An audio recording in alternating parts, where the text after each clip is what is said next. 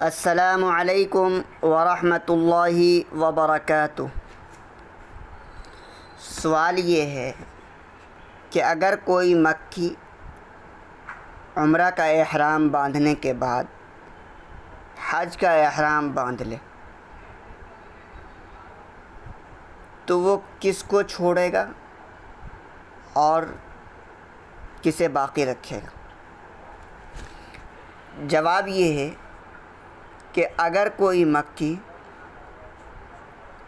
کسی مکی نے عمرے کا احرام باندھا اور ایک چکر لگا بھی لیا، پھر حج کا احرام باندھا، تو وہ حج کو چھوڑ دے گا، اور حج کو چھوڑنے کی وجہ سے اس پر دم واجب ہوگا، اور وہ حج بھی کرے گا اور عمرہ بھی کرے گا۔ اس لیے کہ مکی کے اوپر دو احرام کا جمع کرنا صحیح نہیں ہے۔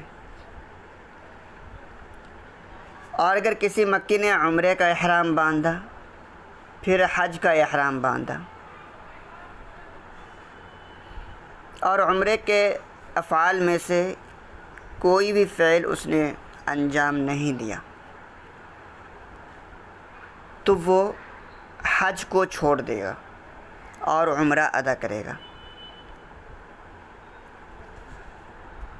اور اگر کسی مکی نے عمرے کے 4 چکر لگا لیے، پھر حج کا احرام باندھ لیا، تو وہ حج کو چھوڑ دے گا بغیر کسی اختلاف کے۔ اس میں کسی کا اختلاف نہیں ہے، وہ حج کو چھوڑ دے گا اور عمرہ ادا کرے گا۔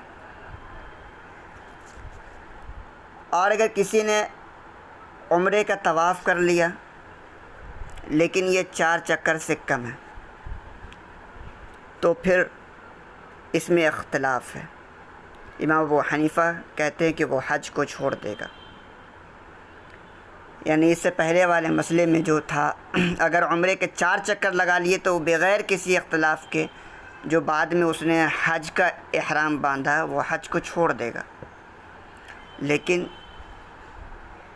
بغیر کسی اختلاف کے اس مسئلے میں ایسا نہیں ہے۔ ولا کذالک، یہاں اس مسئلے میں ایسا نہیں ہے، مطلب یعنی بغیر کسی اختلاف کے ہو یہ مسئلہ، ایسا نہیں ہے، بلکہ اس میں اختلاف ہے۔ ولا کذالک۔ اور اگر کسی نے